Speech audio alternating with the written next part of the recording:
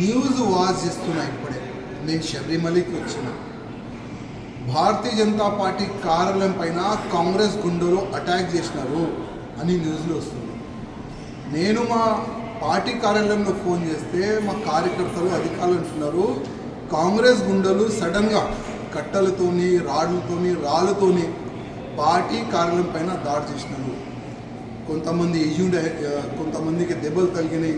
ఆ విధంగా కూడా మాకు అప్డేట్ చేస్తున్నారు. నేను రేవంత్ రెడ్డికి అడుగుతున్నాను, అసలు ఎక్కడుంది మీ లా అండ్ ఆర్డర్?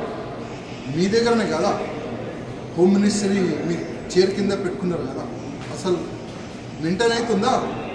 అసలు ఈ లా అండ్ ఆర్డర్ మెయింటైన్ అవుతుందా? నేను ముఖ్యమంత్రికి అడుగుతున్నా. ఇదేనా మీరు నేర్పిస్తున్నారు కాంగ్రెస్ కార్యకర్తలకి?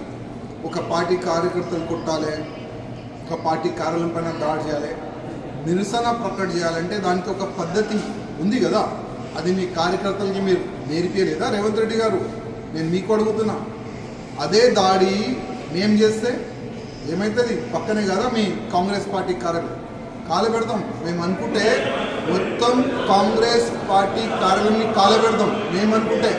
యాద్ పెట్టుకోండి, మేము అన్ని ఇడిసి రాజకీయంలో వచ్చినాం, గుండాయిజం చేసినాం, అన్నీ చేసినాం. కానీ ఇప్పుడు ఒక రాజకీయంలో పబ్లిక్ సేవ గురించి వచ్చినాం. కానీ మేము బ్యాక్ వెళ్ళాలి. ఆ విధంగా మాకు ఆ సమయం తీసుకొని రాకండి.